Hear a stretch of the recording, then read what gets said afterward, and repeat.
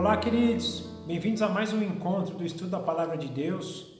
É muito bom estar com vocês novamente para que a gente possa desfrutar desse momento, né? Abrir a Palavra de Deus, abrir as Sagradas Escrituras, poder então, por meio delas, né, engrandecer nossa vida, conhecer mais sobre o Senhor, né, ter cada vez mais entendimento e assim que possamos, né, com esse entendimento, produzir o que Deus espera de nós nas nossas vidas, né? Para que o nome dele seja glorificado com tudo que nós fazemos e que cada vez mais possamos nos parecer com o nosso Senhor Jesus Cristo. Hoje nós vamos começar então um novo estudo, até por sugestão do Marcelo, que na semana passada colocou, né, lá no grupo para que a gente estudasse o livro de Isaías. Então hoje nós vamos começar uma nova caminhada através desse livro, né? Livro do profeta Isaías. É um grande desafio, vai ser uma caminhada maravilhosa. Quando o Marcelo postou lá aqui sobre o livro de Isaías, isso queimou o meu coração. Falou, nossa, é um desafio assim maravilhoso. Conversando com Deus, ele falou, é isso, pode ir nessa direção, que é um livro maravilhoso e vocês vão sair enriquecidos dessa caminhada.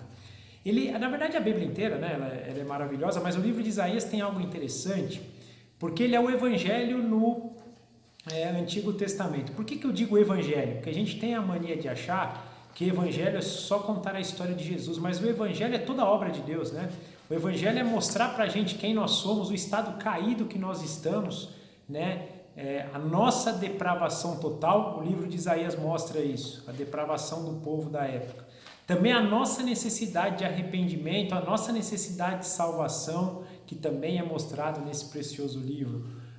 O suprimento dessa salvação, né? Deus dando então a salvação para o homem, permitindo que por sua própria graça, né, nós pudéssemos ser salvos da justiça que é dele, também justiça que ele vai mostrar muito aqui também, né, nesse livro, inclusive para aqueles que não creem, né, o tamanho dessa justiça, né, então também caminhando nessa direção do Evangelho e principalmente a restauração de todas as coisas, o mundo vindouro, né?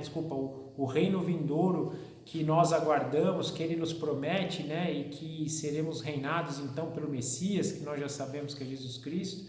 Então é um livro que passa por todos os aspectos, né, do Evangelho. Então isso é maravilhoso para a gente. Lembrando, é um livro que foi escrito muito antes, nós vamos ver aqui, né, durante a exposição, quanto tempo antes ele foi escrito da vinda do nosso Senhor Jesus Cristo, e também ele vai ter muita menção, como eu disse, do reino futuro, né, do reino que Deus restaurará e fará com que nós habitemos, também algo que nem aconteceu e vai acontecer ainda, então já há uma profecia lá atrás disso também. Então é um livro maravilhoso. Eu espero que vocês possam, junto comigo aí, gostar dessa caminhada, se manter até o fim, porque eu acho que a gente vai se enriquecer muito através desse livro. Mas antes de começar, vamos orar para que o Senhor nos ilumine nessa caminhada, permita que a gente possa então compartilhar de tudo que Ele nos tem a falar desse livro e trazer para a nossa vida todo esse proveito que esse livro nos traz. Papai, nós te agradecemos por mais um estudo que iniciamos, mais um livro bíblico que o Senhor permite que nós possamos estudar, que o Senhor nos dirija por essa caminhada, que o Senhor abra os nossos olhos, abra o nosso coração, abra os nossos ouvidos, para que a gente ouça o que o Senhor tem a nos dizer nesse precioso livro, que o Senhor produza em nossos corações aquilo que o Senhor quer, para que continuemos a nossa caminhada despertando e desejando o seu reino vindouro, desejando a sua salvação, desejando ao Senhor em todas as coisas. Nos dirija para que nós possamos cada vez mais, entendendo isso, também praticar essas verdades, aplicar a sua justiça nas nossas vidas, para que pessoas possam ser impactadas e possam conhecer também o Evangelho por meio das nossas vidas, por meio do que o Senhor faz nas nossas vidas. Também humildemente nos entregamos agora em Tuas mãos, para que o Seu Santo Espírito nos trabalhe, para que possamos entender tudo, para que o Senhor fale conosco por meio do Seu Santo Espírito, porque sem a sua orientação, sem submissão ao Seu Santo Espírito, nós não conseguimos. Então pedimos agora que o Senhor nos dirija nesse momento, e nós oramos e agradecemos já por Ele, porque é o Senhor que nos permite. E fazemos isso em nome do nosso Senhor Jesus Cristo. Amém. Então, gente, antes de começar o livro de Isaías, eu gostaria de fazer uma breve introdução sobre o Antigo Testamento, que é onde o livro de Isaías se encontra, né? Para que a gente entenda um pouquinho, né? A gente não caia nas profecias ou mesmo no livro de Isaías de paraquedas sem saber o que estava acontecendo, por que foi necessário que Deus, por meio de Isaías, fizesse as profecias, né? Dissesse o que está composto nesse livro. Então é importante que a gente passe um pouquinho pela história para entender o contexto e aí sim poder entrar então no livro de Isaías. O Antigo Testamento, como a gente já sabe, ele é composto por 39 livros, né? E esses livros, eles têm algumas características e são divididos por algumas classes. Então, existem os livros que são tidos como os livros da lei. E esses livros da lei são os livros, né, de Gênesis, Êxodo, Levítico, Números e Deuteronômio. Esses livros, eles foram escritos, em sua grande parte, por Moisés, no caminho deles para a Terra Prometida, depois de Deus estar livrando eles da escravidão do Egito. Então Deus, ao tirar o povo do Egito e caminhar com o povo para a terra que ele ia dar para eles, ele então faz com que Moisés escreva esses livros para que eles possam então conhecer mais do Senhor. A gente sabe, e o livro de Gênesis nos diz isso, né? O livro de Gênesis, ele conta as histórias dos inícios, né? Começos, né? De todas as coisas. Então nós vemos no livro de Gênesis a criação da terra, a criação do homem. Nós vemos então o chamado de algumas pessoas, vemos o chamado, né, de Noé, vemos o chamado de Abraão e aí o início, né, o começo da história de Israel, que no Antigo Testamento representa o povo de Deus. Então Deus escolhe um povo e conduz esse povo pela história, nos mostrando então através desse povo o que ele espera de nós, até para preparar. Na verdade, ele escolhe esse povo para nos mostrar, para também por meio desse povo dar a salvação por meio do Messias, né? Jesus Cristo então é um descendente, e aí ele fala já, né, desde o capítulo 3 de Gênesis, a necessidade que teria de enviar o Salvador, que seria descendente de Eva. Então na primeira vez que ele apresenta então a necessidade do Salvador, ele já fala isso até para Satanás, que ele enviaria como um descendente da mulher, de Eva. Depois ele vai fazendo nos seus chamados deste povo, né, as descendências de Jesus. Então começa com Abraão, com Isaac, com Davi, né, e vai mostrando então através das alianças que ele faz com essas pessoas, né, que ele enviaria o Messias como descendente deles, né? Então tem todo esse cenário, toda essa história que nos passa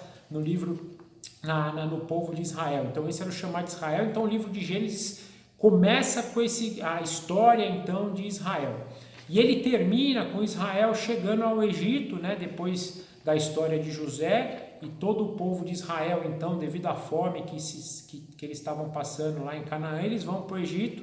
Termina o livro de Gênesis, começa o livro de Êxodo, onde nós percebemos a libertação, na verdade, entre o final de Gênesis, né, e o começo de Êxodo. Passa então um período de 400 anos, eles que chegam no Egito até com certa pompa, né, porque José era o governador do Egito na época.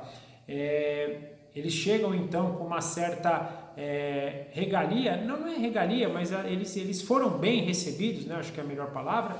E só que com o passar do tempo José morre, as primeiras gerações morrem, né, e o faraó então, que está no poder em determinado momento, já não reconhece José, já não considera os israelitas amigos, pelo contrário, enxerga neles um problema, então começa a escravizá-los, e eles ficam num período de 400 anos aí, né? E aí começa então o livro de Êxodo. Daí vemos o chamado de Moisés, a libertação do povo por meio de Moisés, por meio de Arão também, que ajuda Moisés. Aí percebemos a caminhada deles pelo deserto, o início da caminhada deles pelo deserto, Deus então dando as leis, né, começando a estabelecer as leis por meio de Moisés, dando lá os 10 mandamentos e algumas outras leis que eles deveriam seguir. A revolta do povo, revolta não, na verdade a idolatria do povo, né, ao Moisés não voltar rápido, o povo começa já a se prostituir, adorando Deus, e aí Deus já faz também alguma disciplina com eles. Então nós percebemos no livro de Êxodo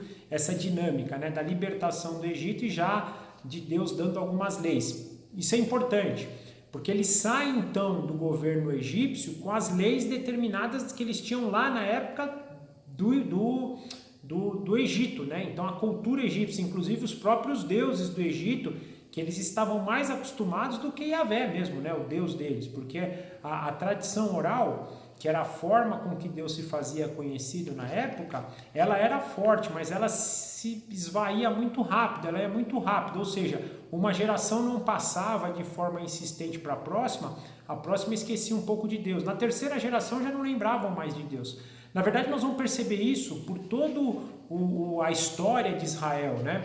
O povo que tinha a necessidade de ir passando para frente, né? Inclusive Deus estabelece muitas das leis para que haja uma apresentação da história, né, para que eles nunca se esquecessem. Por exemplo, a Páscoa apontando então para a libertação do povo, a festa dos tabernáculos, que era para lembrar o tempo que eles passaram no deserto acampando em tendas, né, da colheita, da necessidade de que a provisão vinha de Deus, né, pela graça. Então Deus cria na própria lei festividades, os sacrifícios para apontar a necessidade de Deus enviar então a provisão contra o pecado. Deus cria alguns elementos na própria lei para que eles pudessem educar os filhos, né? Mas mesmo assim eles falham. Então a gente percebe aí que o ciclo de adoração de Israel e de falha, de idolatria, ele vai variando durante a história. Por quê? Porque uma geração que presencia a glória de Deus pelos feitos, pelo livramento, até quando eles se arrependiam e pediam a ajuda de Deus e Deus ajudava, eles voltam para o Senhor, né? Mas na geração seguinte, nas próximas gerações, eles deixam de passar esse legado para frente pela tradição oral, perde então de novo essa comunhão com Deus e voltam, né, para a idolatria, voltam para a prostituição. A gente vai ver durante a história de Israel muito essa variação. E o livro de Êxodo já começa isso. Levítico é um livro maravilhoso, porque ele nos dá orientações sacerdotais aqui, né? Principalmente sacerdotais. Ele mostra como é que os levitas, que eram aqueles responsáveis por cuidar do serviço do Senhor, do templo, né? Eles tinham que agir, se vestir. Então, uma série de regras ali para os levitas. Eu acho maravilhoso, porque mostra a santidade de Deus, mostra, na verdade, o zelo que Deus tem pelo cuidado ali do templo, tudo. E nós hoje, como sacerdotes, né? Hoje nós somos sacerdotes de Deus. Nós somos sacerdócio real de Jesus Cristo.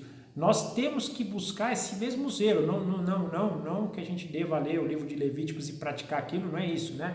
Mas eu digo assim, essa glória que Deus buscava ali, o zelo, é algo que a gente deve também ter, a santidade de Deus expressa ali, a santidade que nós devemos ter, até para entrar diante da presença de Deus, o que Deus exigia do sacerdote para entrar na presença dele, é algo que deve nos chamar a atenção para a gente entender a santidade que nós devemos buscar como sacerdotes, né?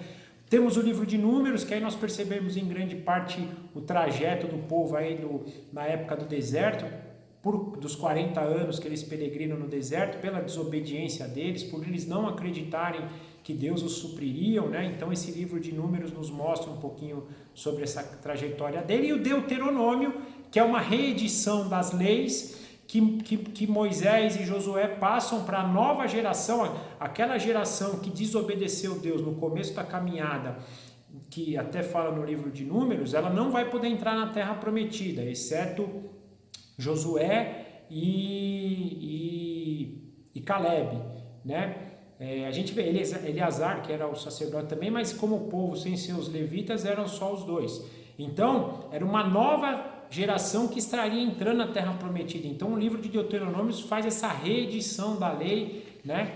Para que eles pudessem tomar posse da terra e seguir na lei, obedecendo ao Senhor. Inclusive, no capítulo 27 e 28 do livro de Levítico, ele é importante a gente ler. Nós não vamos fazer isso aqui nesse encontro, nem nos próximos encontros, mas é importante que vocês leiam, porque ali falam bênçãos e maldições que Deus fala então para eles, né? Se vocês obedecerem, vocês vão ter várias bênçãos, aí lista as bênçãos lá, no 27 são as maldições, no 28 as bênçãos. Por que isso é importante?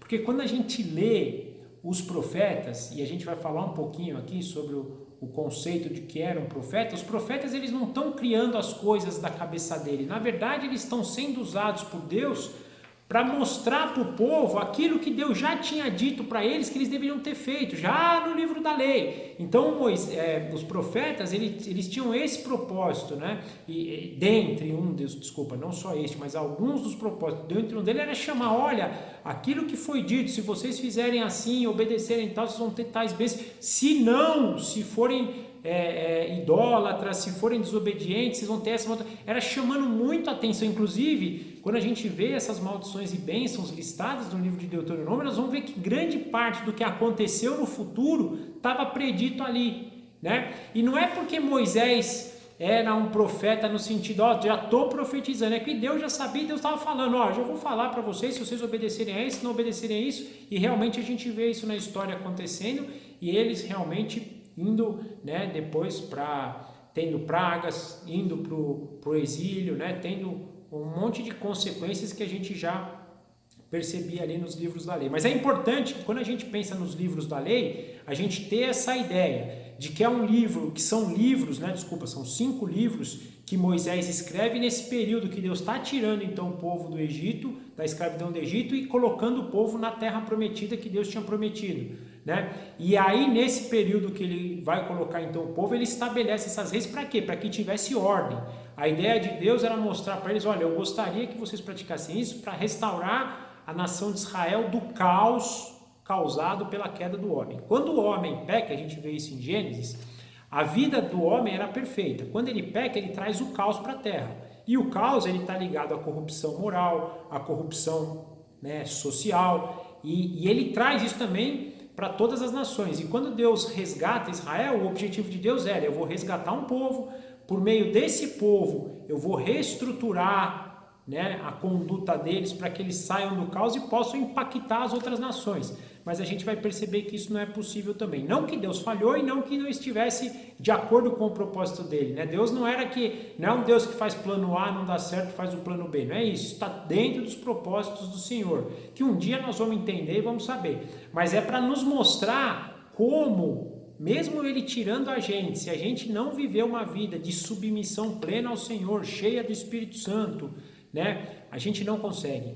E esse eu acho que um dos propósitos de Israel era para mostrar isso. Olha, eu fui lá, tirei esse povo, eu mostrei minha glória para esse povo, eu abri mar, eu abri rio, eu matei soldado de Faraó, eu humilhei os 10 deuses do Egito. Durante a conquista da terra prometida eu fiz sol parar, fiz lua parar, derrubei muro, né?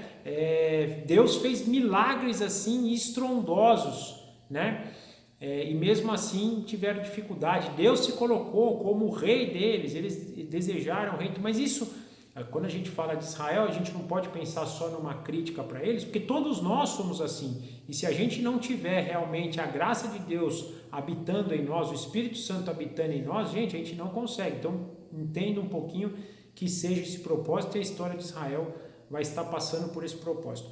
Aí avançando, nós temos os livros históricos. Então lembrando, falamos dos livros da lei, né? Gênesis, Êxodo, Levítico, Números e Deuteronômio, os 5 primeiros livros. Aí nós entramos nos livros históricos.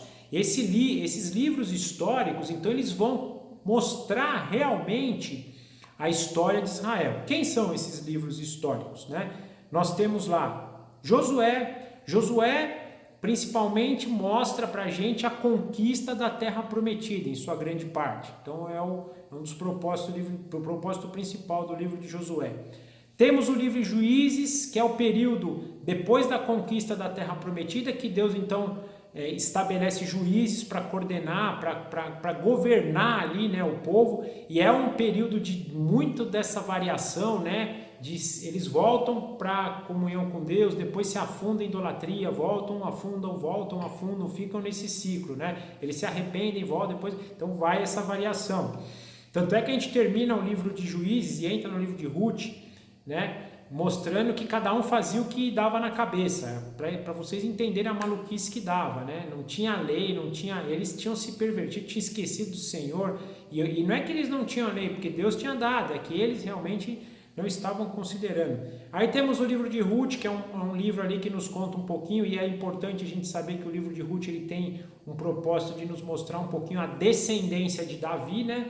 Ruth e Boaz, que é o marido de Ruth, mas dentro dessa história tem também a história do livramento de Deus, da proteção de Deus por Noemi, que era a sogra de Ruth. Então tem uma história de Deus, mas também porque está na linhagem de Davi. Percebemos 1 e 2 Samuel.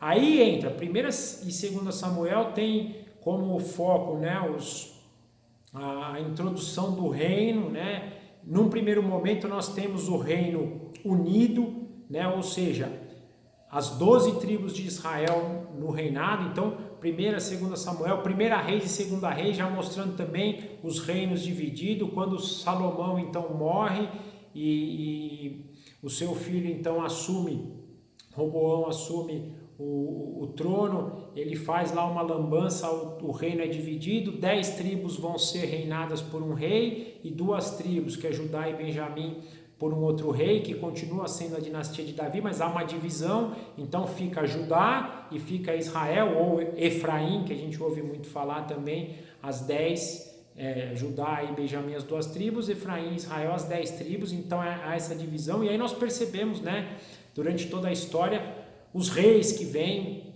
reis maus. Israel não teve um rei bom. Todos os reis das 10 tribos lá foram maus. O reino do sul, que a gente chama, só lembrando, né? As 10 tribos também eram conhecidas como reino do norte.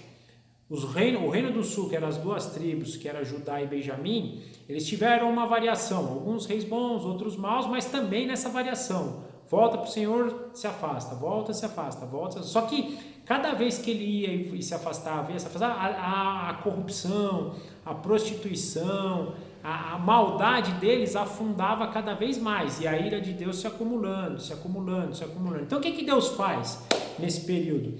Ele então começa a levantar no reino dividido profetas para tentar despertar o povo. E aí nós vamos ver um pouquinho isso quando a gente falar dos profetas. Então essa é a história dos livros históricos. Os livros históricos ainda continuam com Esdras, Neemias e Esther.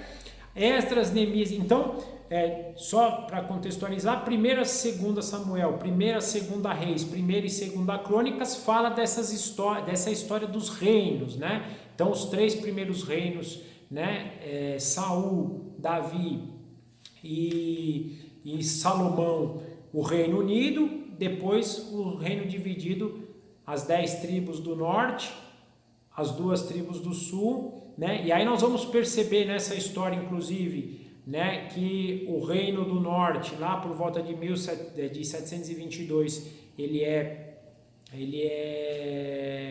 exilado, na verdade ele é arrasado pela Síria, né? E tanto é que ele não se restabelece mais. Nós temos os samaritanos, e a gente viu lá na época de Jesus, né? Mas os samaritanos já era uma mistura muito forte, né? Já diferente do Reino do Sul, que foi conquistado pela Babilônia, mas depois teve o retorno, eles conseguiram reconstruir o templo, e aí nós percebemos essa história relatada em Esdras, Neemias, e na verdade Esther é naquele período também, mas conta do livramento de Deus dos judeus, né? Dos israelitas, que eles queriam ser esmagados lá na Babilônia. Na época, na verdade já não era mais Babilônia, né? Era o reinado persa já, né?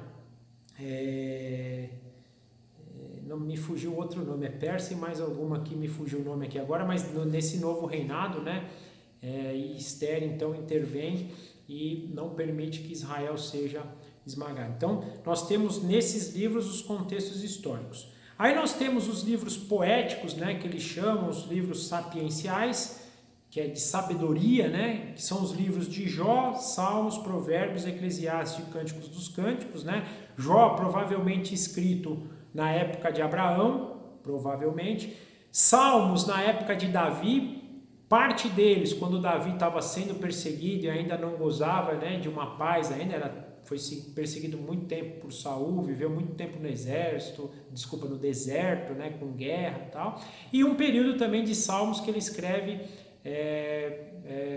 já sendo rei, e tem outros escritores de salmos também que escrevem em outros períodos, mas com o objetivo, né? Os salmos é interessante porque ele também está muito ligado à lei, né? A gente vai ver muita coisa falando disso, da glória de Deus por meio da lei, da salvação, tem muito disso, né? Como Provérbios também, aí Provérbios já é escritos por Salomão na época que ele está reinando, aí sim, Salomão teve um reino de paz, sem guerra, tranquilo. Salomão nos traz muitos provérbios, né? Inclusive os provérbios, eles têm essa condição também de ser uma aplicação prática da lei. A gente vai perceber muita coisa de aplicação prática no livro de Provérbios que vem da lei. Temos o livro de Eclesiastes, que é já no final da vida de Salomão. Ele percebe, Salomão também foi alguém que na verdade o reino foi dividido, até é interessante a gente falar, foi dividido no reinado de Roboão, porque ele fez uma besteira, mas foi culpa de Salomão. Deus, porque Salomão, ele recebeu sabedoria de Deus, prosperou tudo, mas durante a vida dele ele se perverteu também.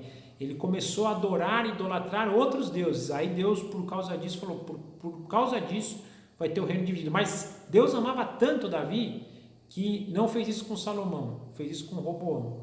Então, pela corrupção, pela prostituição de Salomão, né, o reino foi dividido. Mas aí ele escreve isso em Eclesiastes, você vê a tristeza, né, dele falar que foi tudo vaidade, tudo busca em vão. Então, penso aqui alguém que demonstra um certo arrependimento. E Cântico dos Cânticos, também provavelmente escrito por Salomão, que conta um pouquinho dele, desse relacionamento, né, do homem e da mulher. Alguns falam que é de Cristo com a igreja. Então, é um livro assim que tem muito esse contexto do relacionamento, né, de amor, homem, mulher, né, mas então são esses os livros de sabedoria. Então nós entramos nos livros proféticos, e os livros proféticos, então, como eu disse, é Deus levantando profetas para tentar despertar o povo. Se eu pudesse, é uma colocação pessoal, né, se pudesse escolher um termo para produzir os profetas, era desperta tu que dormes. É Deus tentando despertar o povo de várias maneiras, com profecias, né, das mais variadas possíveis, para tentar trazer o povo ao arrependimento, né? Tentando fazer com que ele evitasse que tivesse que fazer a sua justiça contra Israel. Mas a gente vê também que não surte tanto efeito, em alguns casos sim, em outros não, mas tem histórias maravilhosas, por exemplo, nos profetas, quando Deus livra, né, os assírios, né, por meio da pregação de Jonas, mesmo sendo uma pregação terrível de Jonas, Deus salva, né? Nós vemos histórias assim malucas, como a de Oséias, que casa com uma prostituta para fazer analogia por meio do seu casamento, como é que era o relacionamento de Deus com o povo de Israel. Nós vemos a história de Jeremias também, que vai sofrer durante muito tempo profetizando para tentar despertar o povo, para que não fosse para o exílio na Babilônia, mesmo assim não dá certo. Vamos ver Isaías, que é esse livro maravilhoso também, que também tem esse intuito, né, de trazer o povo ao arrependimento e mistura, né, uma série de coisas, nós vamos falar daqui a pouco sobre isso, e todos os outros profetas, né? Os livros de profetas, só para a gente entender, eles são divididos em duas classes, não na nossa Bíblia, mas como estudo geral, que são os profetas maiores, né? E os profetas maiores são Isaías, Jeremias, Lamentações, Ezequiel e Daniel. Não que tenha, quando a gente fala profeta maior e profeta menor, nós não estamos querendo dizer que sejam mais importantes ou menos importantes, é pelo conteúdo do livro. E até no cânon hebraico, o que acontece? Esses 5 livros são escritos como livros separados, como rolos separados na época, né? Aqueles pergaminhos eram rolos separados. E temos os profetas menores que eles tinham como um rolo único, um livro único. Nós temos eles separados, mas eles lá tinham como único, que é Oséias, Joel, Amós, Obadias, Jonas, Miqueias, Naum, Abacuque, Sofonias, Ageu, Zacarias e Malaquias. Então a gente percebe aqui esses 12, não que eles são menores do que os outros no sentido de importância, mas sim por escritos menores. Mas todos os profetas tinham esse objetivo, trazer esse despertamento, né? E não só despertamento também, né, a nível geral, mas também pessoal. Por exemplo, eu falei no caso, né, de Jonas. Deus trouxe, né, esse despertar da Síria, mas o objetivo de Deus era despertar Jonas também. Jonas, desperta, larga desse rancor, larga dessa vingança, né? Então tinha muito disso também nos profetas que são importantes. Agora, pensando um pouquinho então em profetas, que é o caso de Isaías, quando a gente lê um profeta, é bom que a gente entenda o ministério de um profeta, né? Para que a gente não caia na enganação de achar que um profeta tinha uma vida tranquila, que o profeta vinha para trazer boas notícias, né? Não era isso. Eu acho que o grande propósito do profeta era trazer para o povo um despertar. Naturalmente, no despertar, ele traz algumas mensagens. Ele traz mensagem de julgamento, mensagem para mostrar quem o povo é pela corrupção, pela prostituição do povo, mostrar o que Deus vai fazer então, né, por meio desse julgamento. Também vai falar, olha, se você obedecer, olha a graça que você tem, mostrar que Deus provê a salvação. Então ele tinha isso, mas tinha coisas ruins boas, mas o grande objetivo era despertar um povo que estava caminhando em corrupção. E o profeta, ele vinha sempre em última instância. Deus, quando ele estabelece então os ofícios, né? Nós vemos, por exemplo, Deus estabelecer os sacerdotes, os levitas, nós vemos Deus estabelecer os reis. Então, esses 3 ofícios, né? Tinha os juízes também que ajudavam nas cidades. Ali era a primeira instância de Deus, era quem eles queriam que orientassem, guiassem, dirigissem o povo conforme a lei de Deus, para que obedecesse a Deus. Tanto é que a gente vê Deus também agir por meio de reis, né, para realmente restaurar. Por exemplo, Ezequias, que é um dos reis que a gente vai analisar, de certo modo ele promoveu então uma reforma espiritual, né, uma reforma religiosa. Josias teve também, então Deus usava usava também alguns sacerdotes, outros se corromperam, mas alguns também. E quando o sacerdote, o rei, o juiz falhava, aí sim Deus, como última instância, trazia os profetas. E profeta é o seguinte, mandou profeta, depois do profeta não tem mais ninguém, é punição. Então ou você desperta, ou, né, então quando alguém recebia um profeta, e aí temos que tomar cuidado, porque do mesmo jeito que tem profetas, existem os falsos profetas, aqueles que acham que são profetas, mas na verdade não são falsos profetas, querem trazer boas profecias e não entendem que é assim. Olhando e analisando o aspecto do ministério profético, a gente enxerga muito, na verdade, essa última instância para Deus falar, olha, desperta. Porque se vocês não despertarem, virá punição. E a gente vai ver na história que veio também, né? E aí é importante, quando a gente vê os profetas, a gente ter esse entendimento que Deus está fazendo esse despertar em primeira instância, é para aquele povo, e é aquilo, e era a profecia, e hoje a gente pode tirar uma aplicação prática disso. Por exemplo, quando Deus fala que vai trazer julgamento, e principalmente quando Deus, por meio dos profetas, usa principalmente a menção do dia do Senhor, que é o dia que ele virá e julgar esse mundo, é para nos deixar claro, Deus vai julgar esse mundo e vai condenar os ímpios, vai condenar os pecadores, vai condenar aqueles que não creem em Jesus Cristo. Nós temos que levar isso a sério. E Deus dá também, é interessante, quando ele dá profecias para os profetas, ele dá profecias que iriam se realizar em curto prazo, em médio prazo e em longo prazo. Então nós vemos a curto prazo o exílio, nós vemos a médio prazo a vinda do Messias, nós vemos a longo prazo a restauração final. Gente, se essas duas já aconteceram, nós temos que acreditar que a terceira, que é a restauração final, vai acontecer. Só que é uma restauração final, que nós podemos estar despertos e fazer parte dela ou não, ou ser condenado, porque da mesma forma que nós seremos restaurados se estivermos em Cristo, seremos condenados se não estivermos.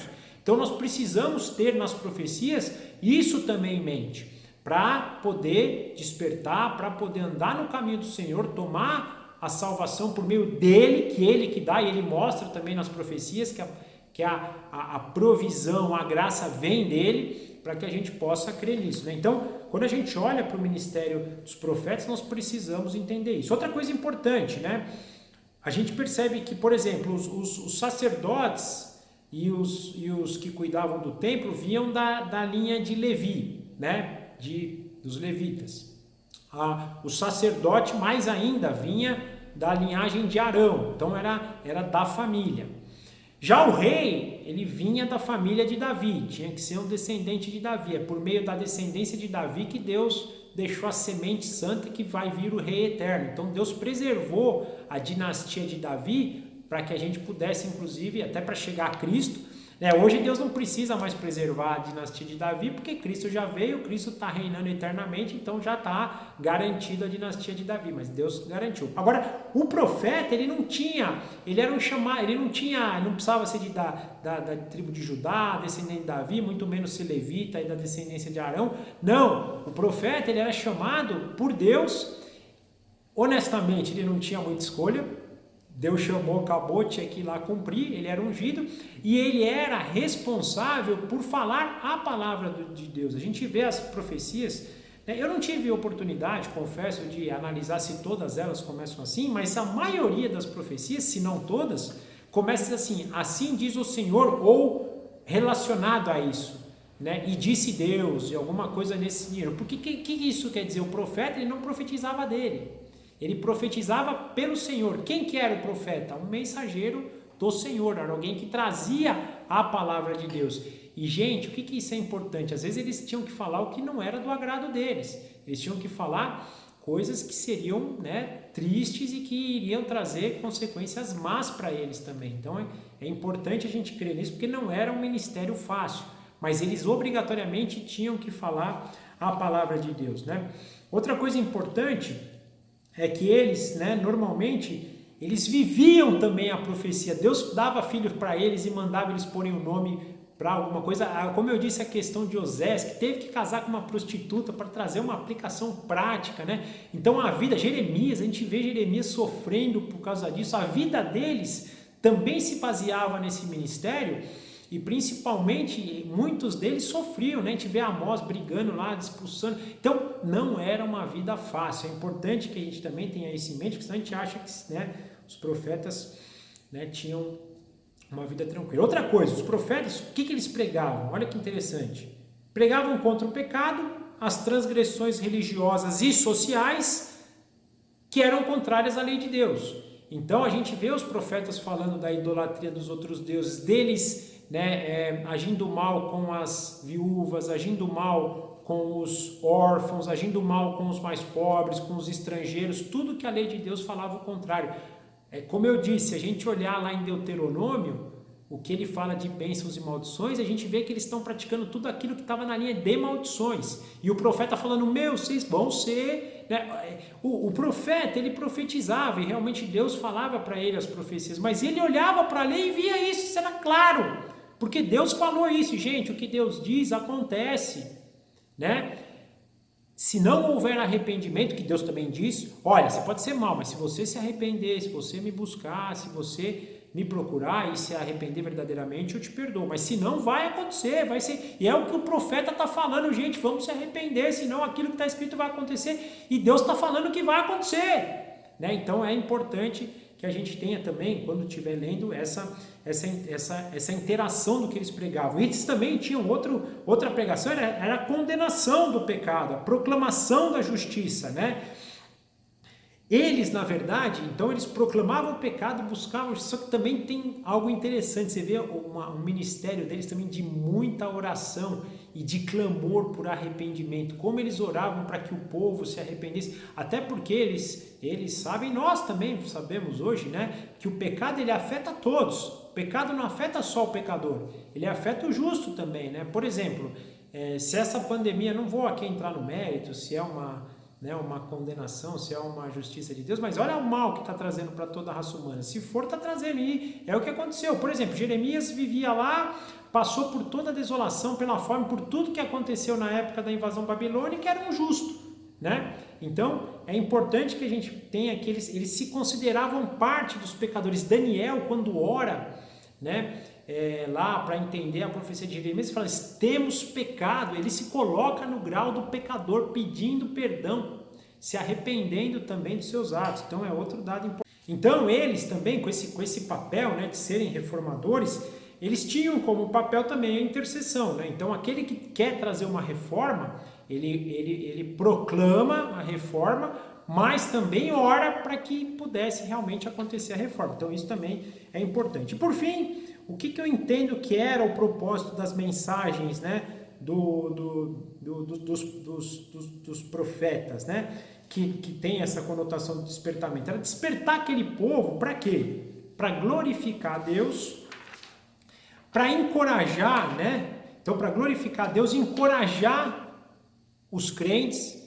Então, porque às vezes você tinha um justo no meio de um ímpio que estava, né, sofrendo tudo, e ali também tinha esse aspecto. Fique tranquilo que você vai ter a glória futura. Então, tem essa dinâmica muito de trazer a glória futura, e isso encorajava os crentes também, né? A condição de buscar também, né, o arrependimento, então, através do despertamento, que eles pudessem se arrepender e pudessem se renovar, intensificar esse desejo de buscar a vontade de Deus, né, de motivar, então, o arrependimento e a santificação e a purificação. Então, esse era o objetivo dos profetas. E sempre lembrando, então, que as profecias, elas estavam totalmente de acordo com a lei que vinha sendo dada, que foram dadas nos 5 primeiros livros lá,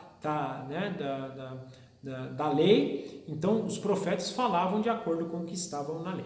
Então até aqui foi uma introdução, né, do Antigo Testamento, desse ministério profético, e agora eu gostaria então de entrar na introdução do livro de Isaías, né?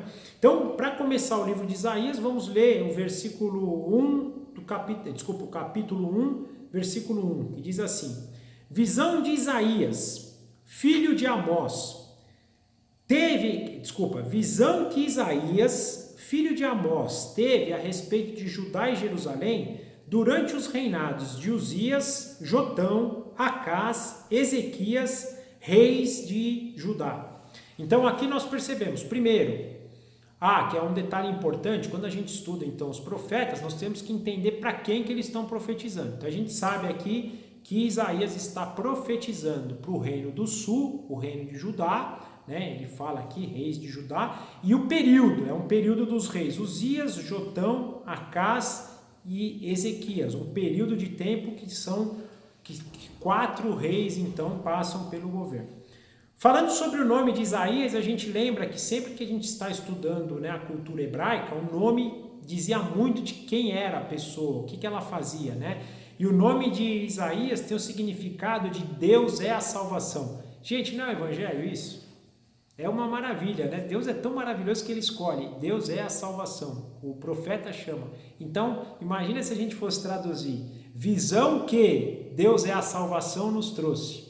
Esse é o cenário do livro de Isaías. A escrita, né? Se foi escrito por Isaías ou não, a gente entende que foi escrito. Existem linhas que dizem que podem ter sido escritos pedaços separados, né?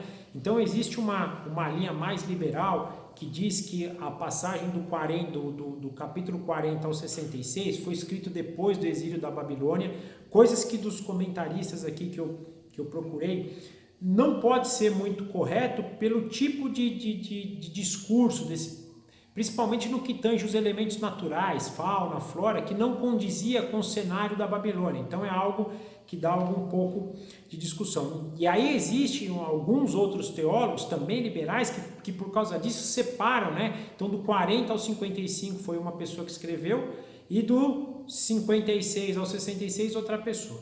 Mas nós cremos, né? Eu não sou um estudioso disso, então eu vou muito na opinião daqueles que eu estudo, daqueles que eu considero pessoas que devem ser seguidas, né?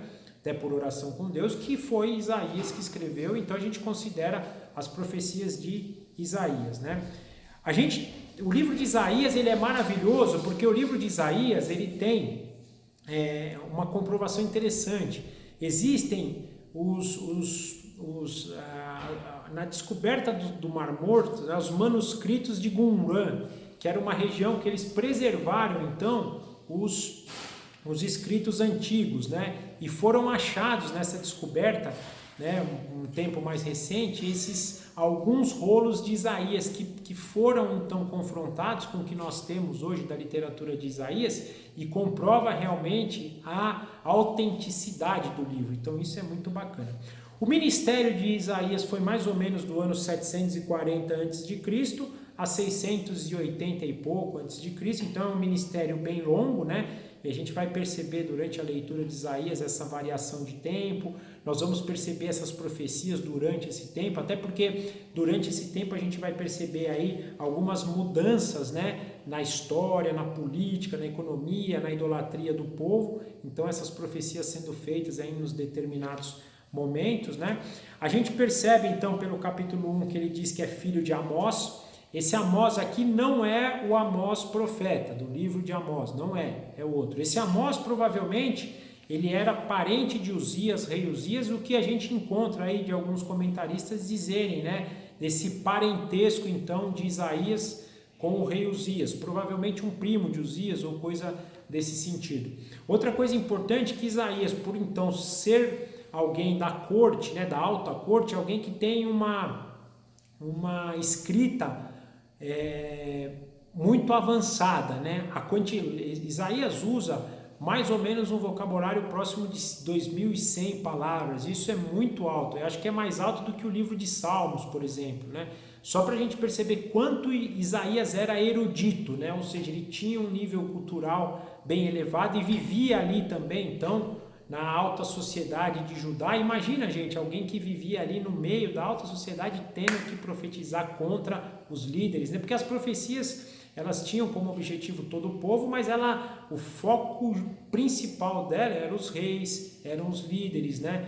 Então, ele estava naquele meio tendo que profetizar contra aquele povo, então era uma coisa assim, né, bem maluca. Falando um pouquinho do pano de fundo, né, ao qual esse livro foi escrito, então nós vemos aí, né, o início do seu ministério então em Judá, né, e nesse tempo que ele vivia sobre o reinado de Uzias, era um tempo muito próspero, né, tanto Israel, né, sobre o reinado de Jeroboão II, quanto também de Uzias, do Reino do Sul, então era um reinado bem próspero, porém, era um tempo muito sombrio, a prostituição religiosa, né, a insensibilidade social deles era muito grande, né?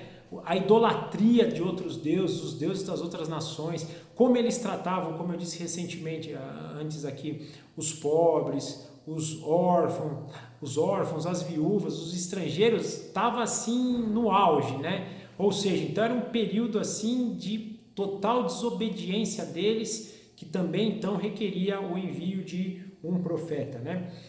O interessante é que no decorrer da história, até depois, principalmente depois que morre Jeroboão II, e aí mais para frente um pouquinho Uzias, a gente percebe a ascensão do Império Assírio, que vai ser inclusive quem vai dissolar né, o Reino do Norte, vai invadir o Reino do Norte, acabar com o Reino do Norte, né? Então nós percebemos aí essa ascensão, inclusive provavelmente, se não é bíblico, aí é um pouquinho da tradição e do que a história de Israel diz, por volta de 740, Uzias ele faz, né, uma coalizão para tentar combater aí os assírios, e os assírios invadem Jerusalém também, e dá eles não destroem, não, mas tem ali provavelmente, porque não é bíblico, mais uma vez, isso é livro histórico, né, há deles ali um período aí de um pouco de dificuldade, né, de terem esse período de guerra, e todo período de guerra traz para o povo uma certa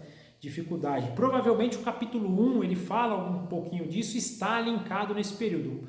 Mais uma vez, eu digo que é provável porque isso não é relatado biblicamente, então não tem como a gente afirmar, mas trazendo um pouco o que os comentaristas dizem e a história de Israel, nós percebemos isso, né? Depois nós percebemos o avanço aí, principalmente quando vem o reinado de Acaz. Acaz é um rei muito mau. Nós vamos, durante a nossa leitura do livro, nós vamos passar um pouquinho a história de cada rei, né? A gente vê que Uzias, Jotão foram reis razoáveis, Uzias até um pouquinho melhor, Acaz um terror, um rei muito mau, Ezequias já um rei bom, nós vamos ver, mas então nós percebemos ele entrar no reinado de Acaz, e aí o reinado de Acaz traz um impacto muito grande, né? Porque existe aí também uma invasão, uma possibilidade de invasão da Síria com Israel, invadir o Reino do Sul, e aí, em vez dele confiar em Deus, Acaz, na verdade, não tinha nem como confiar em Deus, porque ele estava num nível de idolatria. Quando a gente lê o livro de 2 Reis e vê a história de Acaz, era uma idolatria assim terrível, terrível, então não tinha nem como ele consultar Deus. O que ele faz? Pede ajuda para a Síria, e a Síria, aí para dar ajuda, fala: ok, porém você vai ter que adorar meus deuses, porém você vai ter que ser fiel aos meus deuses. Aí Judá entra então numa prostituição terrível, né? Mas depois vem Ezequias promove uma reforma religiosa, uma reforma também de independência, Porque quando Acaz procura a Síria, eles também ficam dependentes, então, política e economicamente da Síria. E quando Ezequias, então, toma o trono, ele faz uma reforma religiosa, então, tirando, né, ou tentando tirar, que ele não consegue tirar plenamente, a idolatria, a adoração a outros deuses, e também restaurando um pouquinho dessa questão política e econômica, saindo, então, do jugo da Síria e voltando a ter jugo.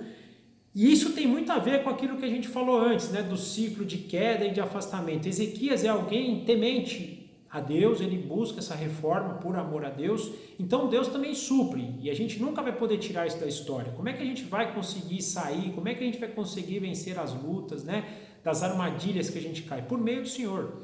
E Ezequias é uma prova disso, né, que quando você busca essa reforma, quando você busca a santificação, eu trago muito em mente esse conceito que tinha a reforma com a santificação. Uma reforma religiosa da época tinha o peso da santificação. Hoje, quando a gente busca essa santificação, Deus põe as coisas no trilho novamente. E quanto mais forte essa reforma, quanto mais forte é a santificação, mais as coisas vão entrar no trilho. Por isso que é importante a gente ter isso em mente, buscar a santidade. Porque quanto mais santidade, mais a tua vida vai estar no trilho. Tenho certeza disso, e a história também nos mostra um pouquinho sobre isso. Só que Ezequias, no final do seu... Ezequias, na verdade, nós vamos ver nesse livro uma passagem maravilhosa do 36, a gente vai falar um pouquinho daqui a pouco, do 36 ao 39, da história então dessa invasão, da história com Senaqueribe, né? Da história de Ezequias ficando doente, só que Ezequias, ele traz a Babilônia também, aí como um parceiro, não como alguém que seria, né, queria dominar sobre eles, mas traz ele junto, só que aqui é onde aguça a Babilônia, e aí já começa a história para a Babilônia vir invadir então Israel. Nós vamos perceber isso, né, também. Provavelmente Isaías, no final do seu ministério, já em idade muito avançada, ele é morto. Eu falo provavelmente porque é uma história de tradição também, não é uma história relatada biblicamente de forma direta. O livro de Hebreus, no capítulo 11, versículo 37, até fala que os profetas foram cerrados ao meio por Manassés, que é o filho de Ezequias, né? Isaías não profetizou no tempo de Manassés, porém ele viveu até esse tempo, provavelmente foi cerrado no meio. Então, a possibilidade de que ele foi cerrado no meio, trazendo a passagem de Hebreus 11, 37, é possível, porém é uma coisa de tradição e não de relato bíblico. Então a gente diz provavelmente, mais uma vez, porque não é um relato bíblico. Mas imagina, se realmente foi verdade, ele foi cerrado no meio, velho já, depois de ter profetizado, e provavelmente foi, sabe por quê, gente? Porque ele profetizava contra. E Manassés, esse foi o terror, o rei ruim, né? E provavelmente por ser tão ruim, Isaías deve ter confrontado, e ao confrontar foi cerrado no meio, né? Mas por fim, é nesse clima político, né, dessa variação de reis bons, reis maus, momentos de depravação religiosa, momentos de restauração, que ele vai profetizar então, e ele tem dois aspectos predominantes no seu livro: julgamento e salvação. Isso nós vamos perceber. Eu vou falar um pouquinho daqui a pouco da estrutura do livro, e nós vamos perceber um pouco essa dinâmica, né? Para a gente também entender quem era profeta na época, né? Profetas contemporâneos de Isaías, nós temos Amós, que é um profeta do Reino do Norte, profetizava contra as 10 nações, contra Efraim. Temos, Amós e Oséias, né, que eram contemporâneos a Jeremias, e temos Miqueias, que é do Reino do Sul, então que profetizava também do Reino do Sul.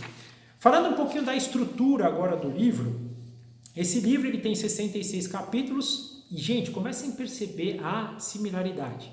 A Bíblia tem 66 capítulos.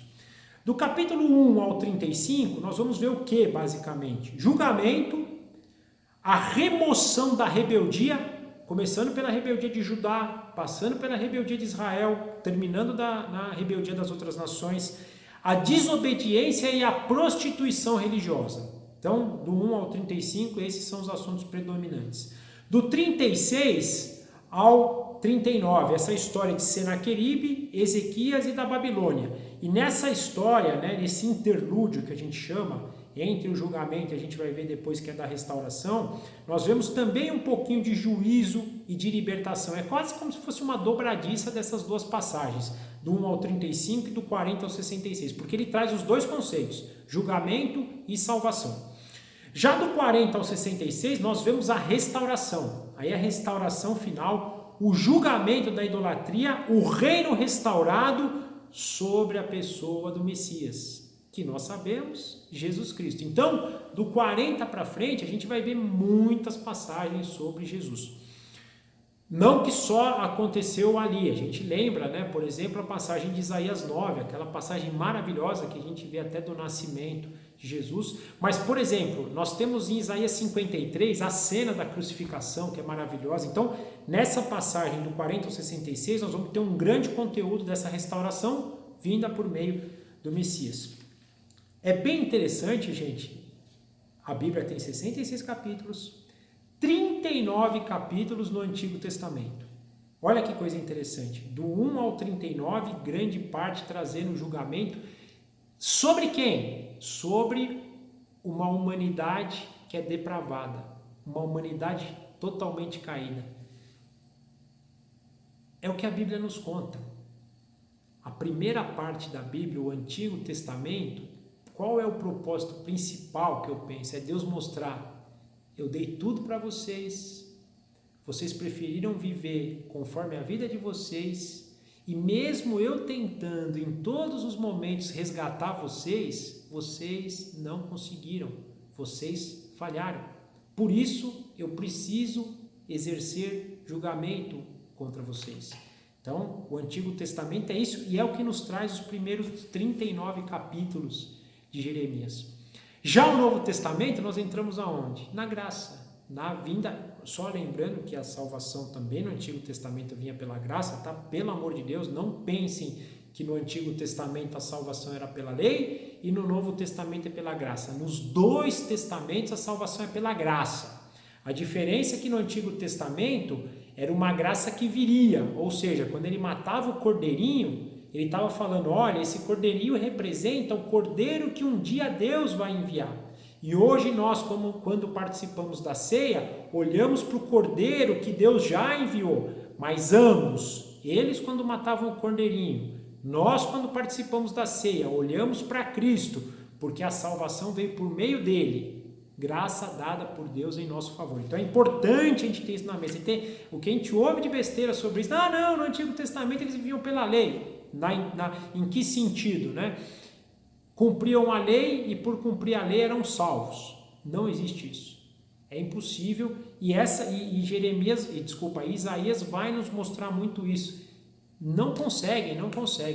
Mas a partir do 40, assim como no Novo Testamento, então, que eu ia falar, vem a graça e a partir daí, então, a gente começa a conhecer o plano completo de Deus. Porque até então, no Antigo Testamento, a gente tinha as menções do Messias. Agora nós vemos o Messias, agora nós conhecemos o Messias, sabemos o que ele é, sabemos o que ele espera de nós. Por meio da obra dele agora nós temos a possibilidade de ter o Espírito Santo, né? Quando então somos regenerados, passamos a ter a habitação do Espírito Santo e vivemos agora então de uma outra forma. É o que o capítulo 40 ao 66 vai nos dizer. Eu olho para Isaías e eu vejo a composição do cânon bíblico. A gente até estava brincando aqui em casa, né? Parece que Deus é engenheiro, né? Ele casou os números para dar certinho. Então é bem legal isso, né? Pensando um pouquinho, agora eu falei isso então de forma genérica. Agora eu vou abrir duas pessoas que eu estudei a respeito, um pouquinho mais abertos sobre a estrutura do livro, né? Então John MacArthur, por exemplo, na Bíblia de estudo dele, ele divide, por exemplo, do capítulo 1 ao capítulo 12, ele fala que são profecias a respeito de Judá e de Jerusalém, ou seja, do Reino do Sul. Então os 12 primeiros capítulos são profecias a respeito de Judá. E aqui é importante que, na verdade, a gente falou então que os primeiros 39 capítulos falam de julgamento e os outros 27, né, do 40 ao 66, sobre salvação.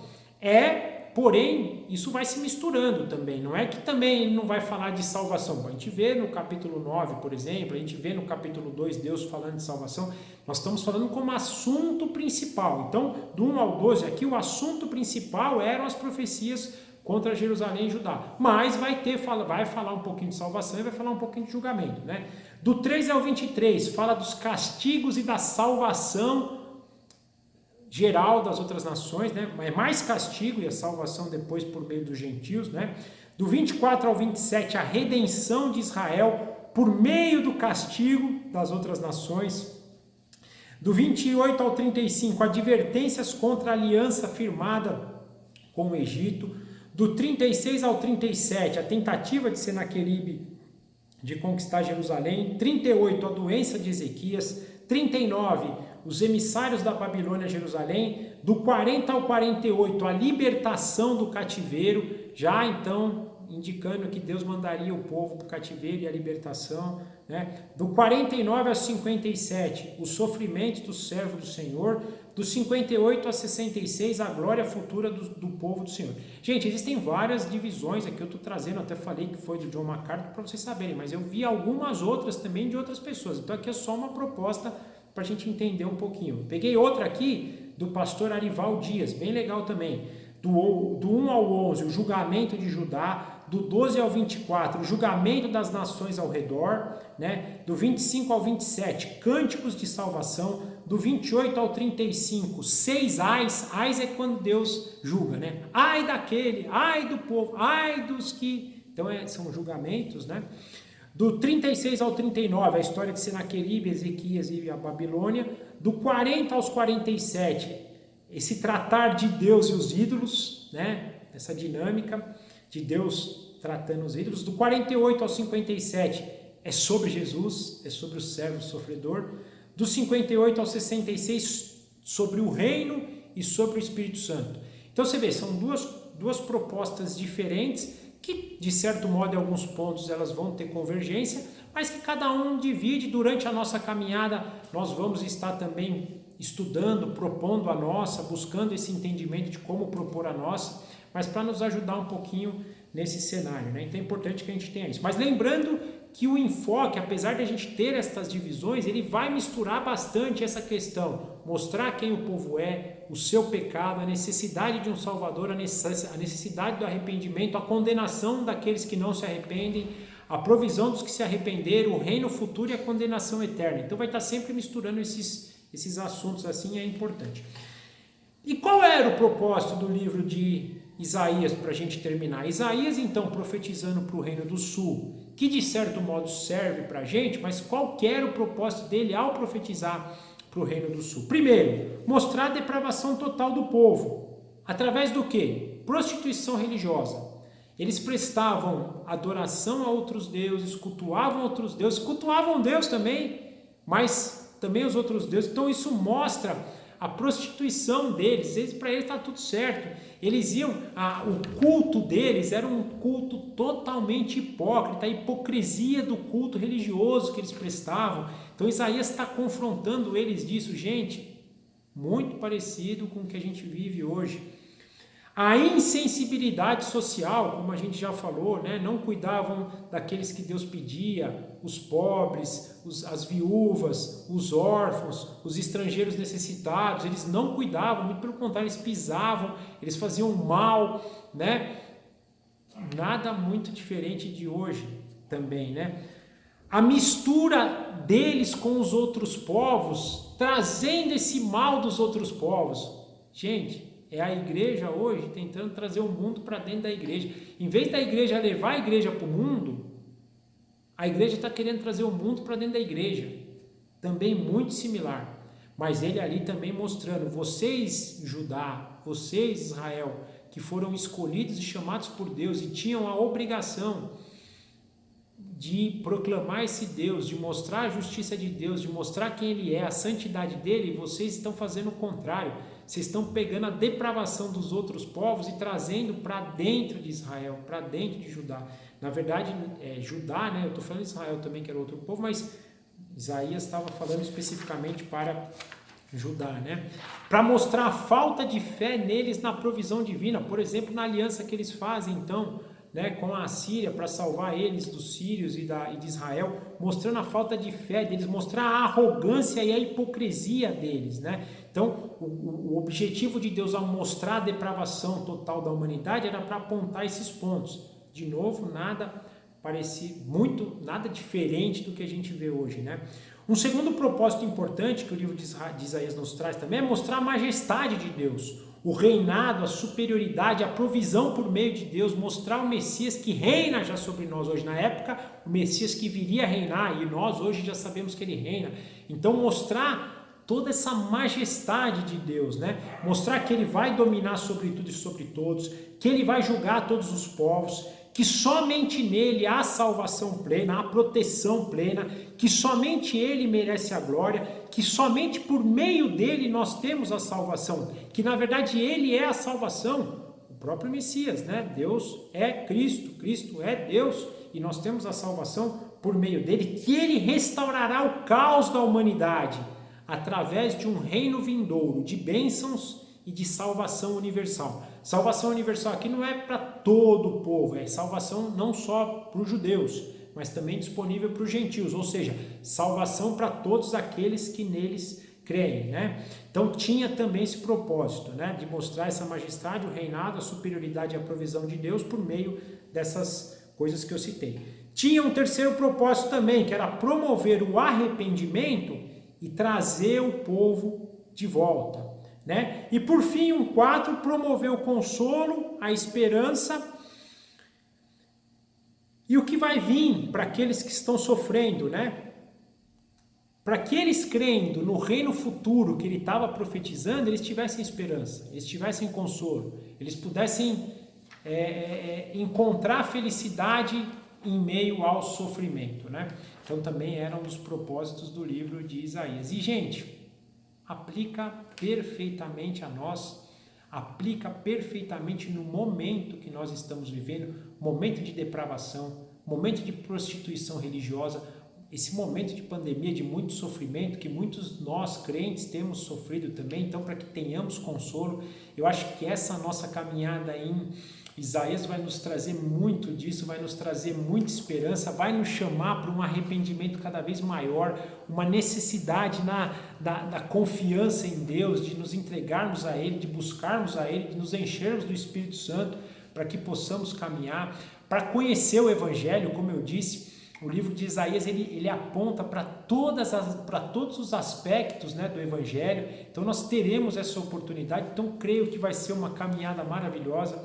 Espero que vocês possam gostar, espero que nós possamos nos engrandecer nessa caminhada e que a gente saia dela fortalecido, que a gente ame a Deus acima de todas as coisas, ainda mais, que a gente confie nele, que a gente espere nele e que a nossa alegria não esteja focada nas coisas desse mundo, mas sim no nosso Senhor que nos promete tudo o que está escrito nesse livro. Amém? Nós vamos orar então terminando, espero que vocês tenham gostado, né? E a semana que vem, então, a gente entra a fundo aí de cabeça no livro de Isaías. E que vocês possam ter uma semana abençoada, que amanhã possam cultuar o nosso Senhor e que a gente possa devolver um pouquinho de tudo que Ele dá pra gente, né? Que a gente às vezes vai para o culto querendo só ouvir a palavra e não é. A gente vai para cultuar a Deus, que nós possamos cultuar a Deus amanhã, entregar o nosso coração em espírito, em verdade, em adoração, para que Ele seja glorificado. Gente, tenham isso em mente, não queiram só ir receber, vão lá para dar, vão lá para doar, vão lá para louvar, vão lá para agradecer, isso é o mais importante, amém?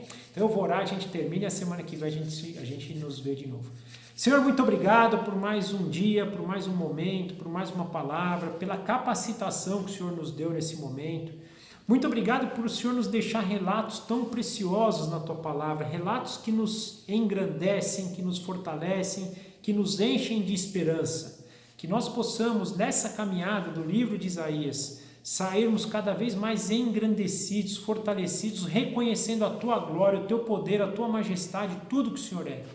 Nós entregamos essa caminhada nas Tuas mãos, consagramos ela ao Senhor, pedimos humildemente a sua orientação, a sua direção e o seu cuidado nesse momento de caminhada. Por favor, nos dirija. Também pedimos e oramos por essa semana, oramos pela vida de cada um dos nossos irmãos que estão assistindo, daqueles também que não estão assistindo, oramos por aqueles que estão passando por sofrimento, por angústia, que o Senhor os fortaleça, oramos para que nós possamos, como família, como unidade em Cristo também, clamar, orar e pedir pelo fim dessa pandemia, porque é a nossa função e o Senhor diz que quando nós buscamos o Senhor de coração, de força e de entendimento, o Senhor age. Então oramos por isso também. Entregamos a nossa semana nas tuas mãos, entregamos o nosso louvor, o nosso culto, a nossa oração, a nossa adoração amanhã para o Senhor e que nós possamos, cheios do seu Santo Espírito, continuar a nossa caminhada, parecendo cada vez mais com Cristo e glorificando o nosso nome. Glorificando o teu santo nome, não o nosso nome. Nós oramos assim agradecidos em nome do nosso Senhor Jesus. Amém e amém. Tchau, gente. Obrigado. Até a semana que vem. Um abraço.